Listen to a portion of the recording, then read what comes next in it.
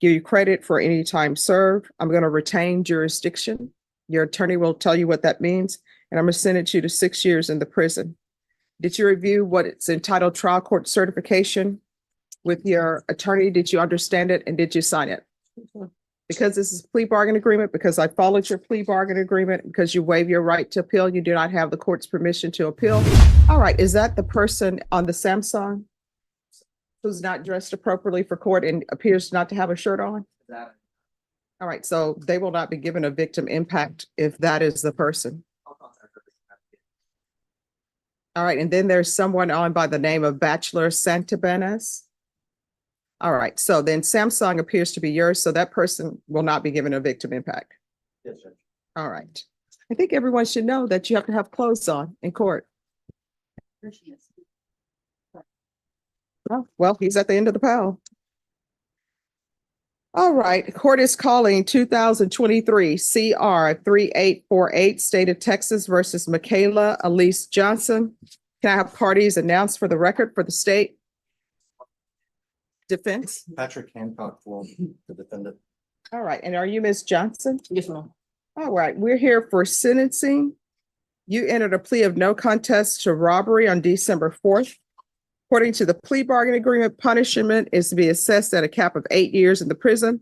The state is opposing your application for community supervision or deferred adjudication. They're taking certain items into consideration. All right.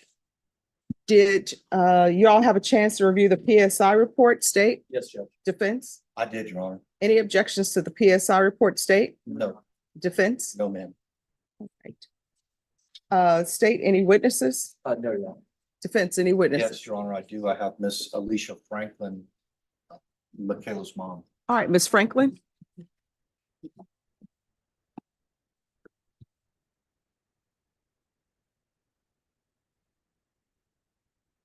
Can you raise your right hand? Do you solemnly swear or affirm the testimony you give will be the truth, that nothing but the truth, so help you God? I do. All right, you can lower your hand. Make sure you keep your voice up so the court reporter can hear. If you can Okay. state your name for the record. Alicia Franklin. All right, defense. Miss Franklin, good morning. Good morning. You and I have spent a lot of time together regarding Michaela, is that correct? Correct. And you are aware that Michaela has accepted responsibility for a robbery here in Brick County. Correct. And today is the day that the judge can either send her to prison or entertain her application for probation or deferred adjudication. Correct. Ms. Franklin, let me just ask you, how old is Michaela? As of now, she is 18. When the case started, she was 17. And when did she turn 18? November 3rd. And where is she a student at? At Roosevelt High School. What grade is she in? She's a senior. And being in Roosevelt High School, has she made future plans, applied to any universities, or done anything at this point in her senior year? Yes, she was accepted to UTSA and we're pending. Excuse me, please whisper. Say it again, ma'am. She was accepted to UTSA and we're pending the application for Clark Atlanta University. Very good. And how is she doing in school? She's doing good. She's on my honor roll. Right now she has all A's and perfect attendance since she's been out. And did Michaela request a letter from one of her school counselors to offer to the court today? She did. John, I tendered this to the state for their review. At some point, you'd like me to look at that, Judge. All right, any objections to the court reviewing this? All right, you may continue. Ms. Franklin, with regard to that letter, is it a positive review of how Michaela's doing at Roosevelt High School right now? It is. Michaela's right now, since her release, she's at the best she's ever been. She's focused, she's serious about furthering her future for college, and she's on the right path. I'd like to take you back to, I guess, the time around this offense. And before I do that, I want to ask you, are you a single mom? I am. Does Michaela have a father in her life who's active, or? He's not active, not consistently. And does she have any siblings? She does. She has a brother and a sister from her father. But living in your household is just No, no you? one, just me and Michaela.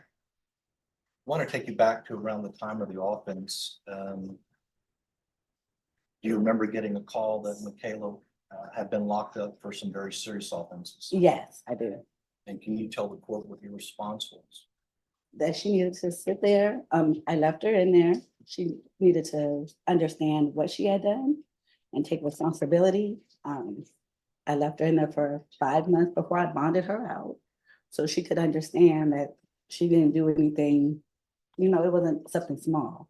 She needed to understand exactly what she did and what she could look forward to. She needed to know what prison or their county was, what jail was. And do you think those 5 months had a significant impact in her life? Most definitely. I know for a fact she doesn't want to go back. She definitely has a true meaning of what jail is. And was that your goal at that time? That's definitely was my goal, because I could have bonded her out the same day or the next day. I mean, I could have got the financial means to get her out. So it was definitely my goal for her to learn her lesson, and hopefully we don't ever have to revisit this again, which I don't think we will. I honestly think that she did learn her lesson. Miss Franklin, let me ask you, at the time when she was arrested, were there some behavioral problems There- that you picked up on? Yeah, there was, but I thought she was just being a rebellious teenager. I didn't realize she was like depressed and had low self-esteem until she had suicidal thoughts. I took her to Little Ridge, but they let her out and she did a little counseling here and there. So I thought she was just being more rebellious to herself.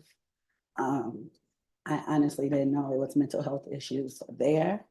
But once I did know, I've gotten her help. What mental health issues have you discovered regarding your case? Definitely depression, low self-esteem.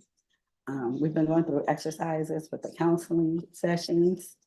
And me, myself, just trying to boost her up and get her on the right path to feel good about herself. And do you think you're on a positive path right now? Most definitely we are. She's back living at home. She lives at home. Our relationship is really good.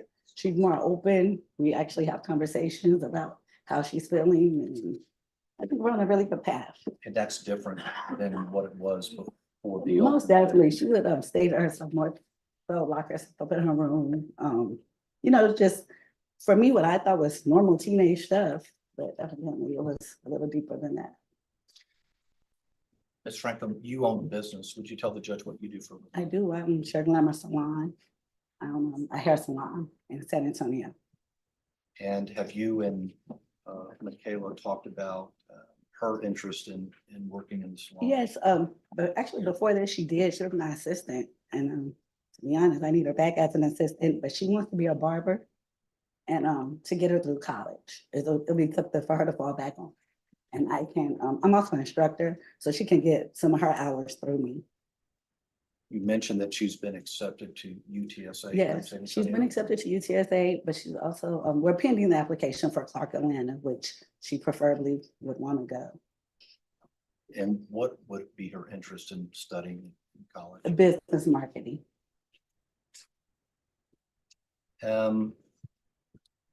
So you left her in jail for 5 months, and now she's been on pre-trial release as a condition of her bond. Correct.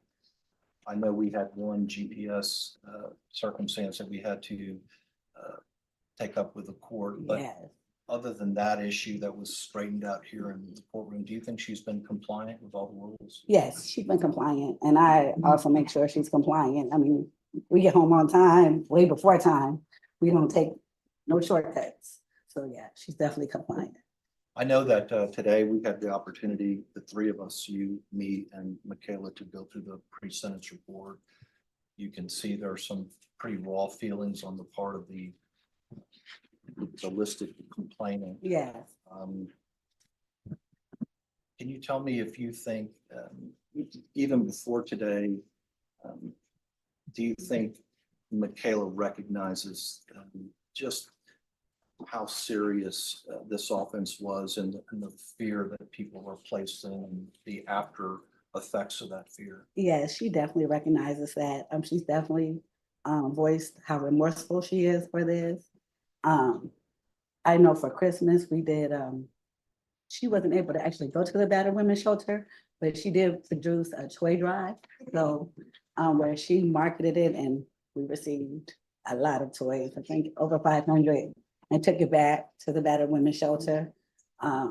She definitely is remorseful, and she definitely understands that she put these people in fear, and it's not to be taken lightly. Very good. Could you address very quickly whether you think your daughter would be a good candidate for probation or deferred adjudication in this court? I think she would be a great candidate. I think, matter of fact, I know she has a bright future. This was something that she got herself into that I know she regrets. And I don't think that she should be sent to jail. She's done 5 months, and I understand that it's not the same as 10 years, but she definitely recognizes and has had a taste of what jail is, to not do this again and not be in any more trouble, and to succeed and hopefully help other juveniles and help other people who are going in that direction. Ma'am, that's all the questions I have. The state Okay. has an opportunity to ask any questions they want. Yes, Any questions? Were you aware that this offense occurred on February 8th of 2023? once I got a call from the Michaela when she was already in custody. So you knew the date. Yes, And what day was that of the week? Do you remember? I do not. Would it surprise you that it was Wednesday? I mean, I don't know. Did it sur- It was a Wednesday. Yeah, Would it surprise you that this offense occurred shortly before 1 p.m.? the whole thing surprised me. But I'm asking specifically about the time at which the offense occurred. Would that surprise you? Did you know that it happened? I did know. I mean, I've known since by reading the papers, and Where should Michaela have been? she should have been at school. So do you know, or did Michaela ever talk to you about what happened during this offense? Yes, So you were aware that the victims in this case was a mother and her young 4-year-old son, yes, sir. and you had a chance to read the victim impact statement. Yes, sir. And did it shock you that this had a drastic effect on that family? No, sir. I definitely understand the turpitude of the case. So you understand what the victim's feeling when she's saying that prison would be appropriate here. I don't think it would be appropriate for Michaela And ma'am, for the simple fact. I'm gonna ask if you could answer my question. Would it surprise you or does it shock you that the victim in this case is asking for prison? No, sir. Is it understandable? It definitely is understandable. And were you aware that the other 2 people that participated in this act, that they were both younger than you? Yeah, So she was the oldest one out of the group, right? okay, yes. So she should have been able to make better decisions than the other 2, correct? I don't agree with that. The other 2 had been in trouble. I understand, and she also was the only girl. So And specifically her role in this act, were you aware that she was the person that drove the car that boxed in the victim and her son? I understand that she was the driver. Yes, sir. Specifically that boxed in the victim and I her son? understand. Nothing else to say. All right, any other questions? Ms. Franklin, I think I tendered it to the judge as a part of the other letter, but we did take Michaela to be evaluated by Mark Harris. I did, He's a licensed therapist, is that correct? yes. Judge, if I didn't give you that. Yes, you did. And I reviewed it. Okay. It's very good. attached to that. Thank you, Judge. And you had the opportunity to look at his assessment, and that's helped you on a path of understanding her now, is that correct? Yes, it did. All right. Thank you. Yeah. Thank you for coming in. All right, defense, call your next witness. Judge, that's it. All right, did your client wish to say anything? Judge, I think I'm going to speak for her. All right, so I want to let the parties know that part of my question, or maybe you can address this, counsel, Yes, ma'am. because it says that she is minimizing her role. And it says regarding the instant offense, the defendant stated, I have no comment at this, which I understand. Sure. But then she comes back and she does make a comment. And it says the defendant later stated, I feel it needs to be looked into more rather than what they are saying. And I think we addressed that actually this morning, Judge. I think her point on that is she was charged with aggravated robbery. She did not possess, hold, or yield a gun.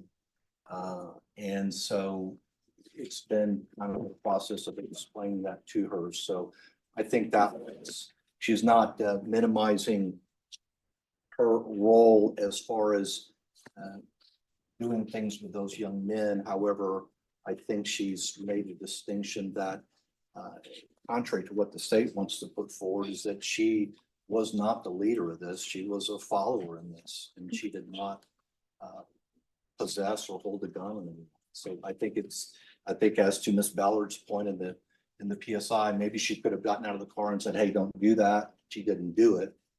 But the point of the matter is that she was in the car and not actively terrorizing these people. I make that distinction, but I also understand that if she's there, that she's a part of it. All right, because I'm reading the PSI. I'm sorry, reading the stipulations. And the stipulations, it says that she was the one who boxed the driver in. Well, Judge, we're here taking responsibility for the facts. So I don't think she has said that she's not guilty of this offense. I just think she has a different interpretation of her role versus those young men. All right. All right. Anything else from the state?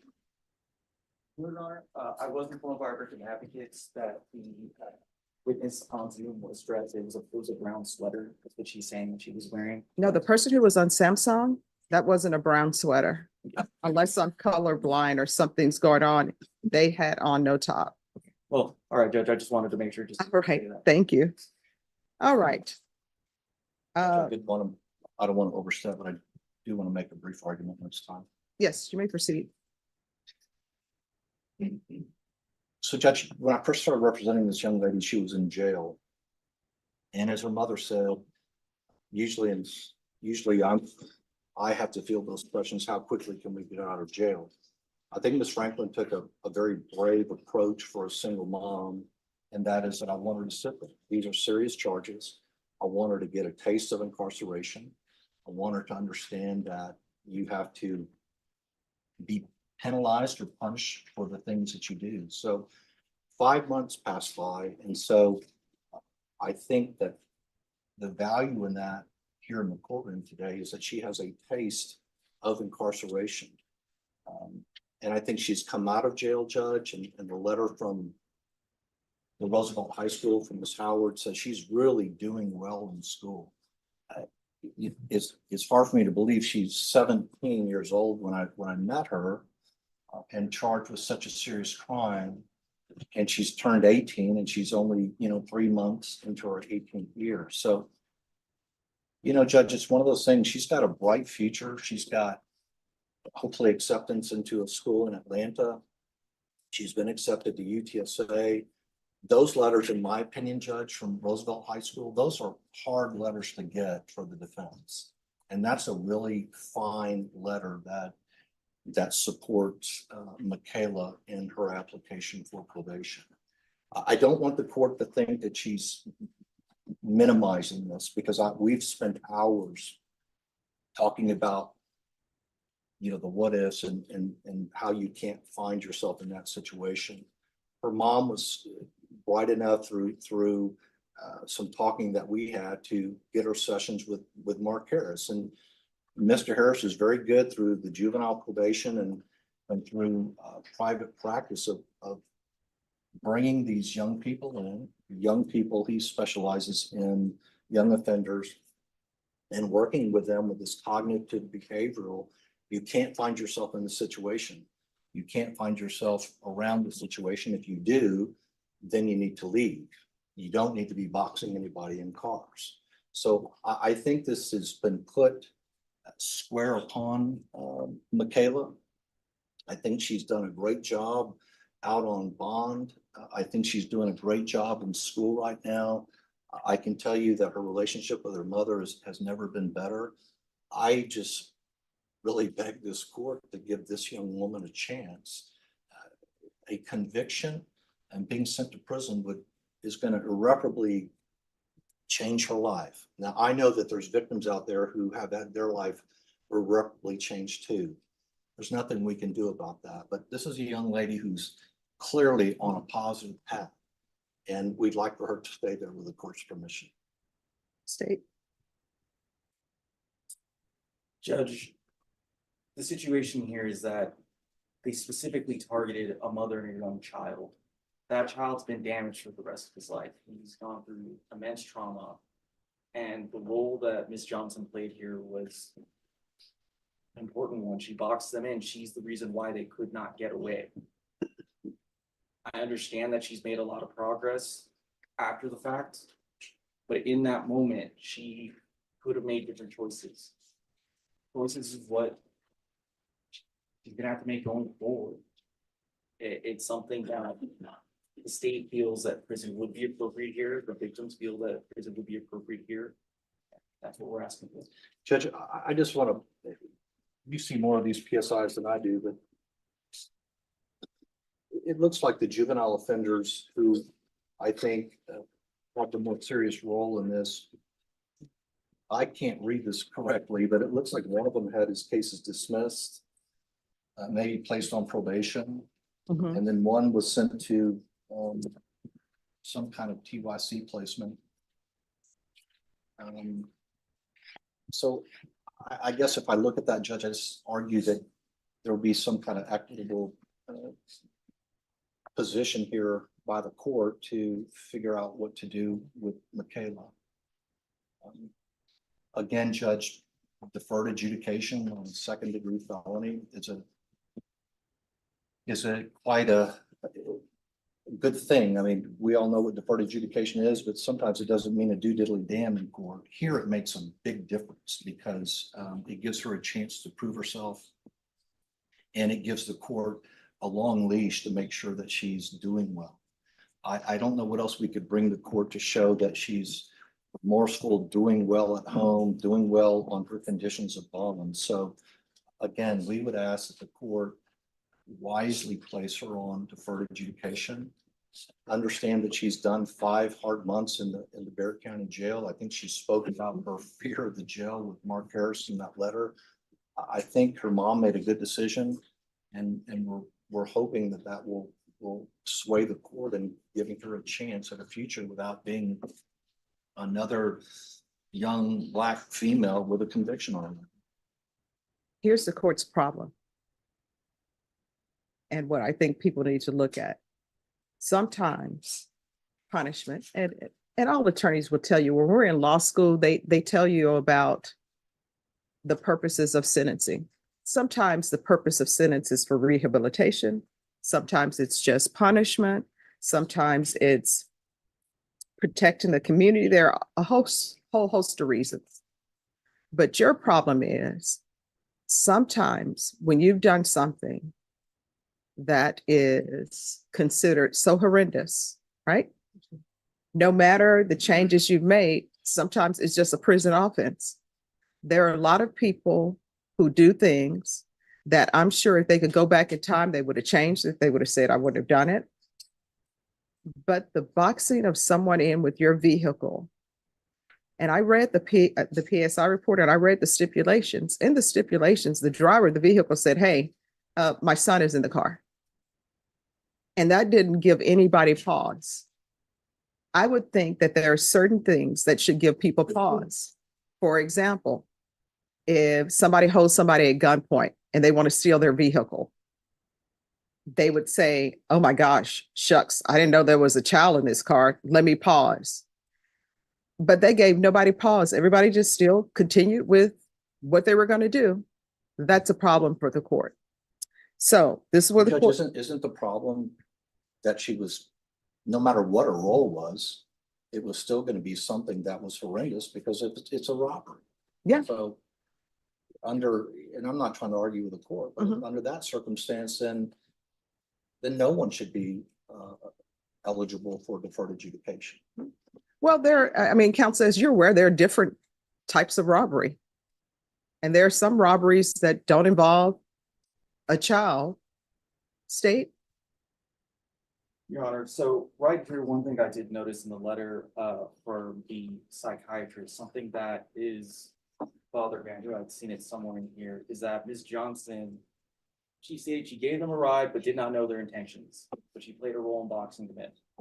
She says that she had never had or handled a gun that night. When the police lit up her car, the boys threatened her if she didn't keep going. One of the boys threatened to shoot her if she stopped. Nowhere is that brought up in the report that she had mentioned that she had said that they had threatened her. So that's just something that is. Well, I don't think it's her feeling, so it's not going to be in a police report. Right, But I can tell you that was her feeling on this. She did feel threatened by these two young juvenile offenders. But we're here today to take responsibility and not make excuses. So that's our answer to that, Judge. All right. Is there anything else before the court makes its ruling? No, Your Honor. No, Your Honor. All right, this is what the court is going to do.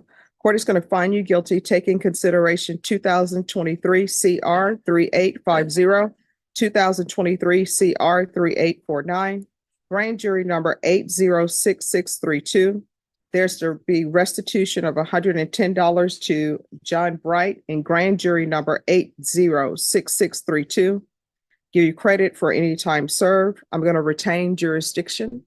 Your attorney will tell you what that means, and I'm going to sentence you to 6 years in the prison. Did you review what it's entitled trial court certification with your attorney? Did you understand it and did you sign it? Because this is a plea bargain agreement, because I followed your plea bargain agreement, because you waive your right to appeal, you do not have the court's permission to appeal.